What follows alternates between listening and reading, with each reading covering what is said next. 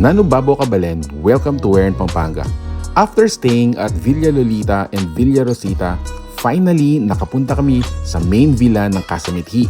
And guys, iba to. Yung pool, grabe, sobrang laki. Perfect for pool parties or kung gusto na lang mag-chill with family and friends. This is actually what surprised us the most, ang size ng swimming pool. Super spacious. Casa Mithi has 6 rooms and each room, king-size beds na comfy for 4 people. May sariling entertainment TV, and sobrang laki rin ng toilet and bath nila. Overnight kami dito with family and friends, and sobrang worth it. Now, ito yung favorite part ng iba, yung function area.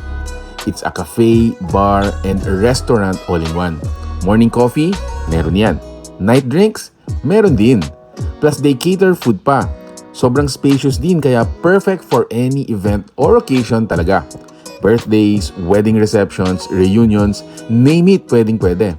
They also have a spa area na pwedeng i-book if gusto nyo ng extra relaxation.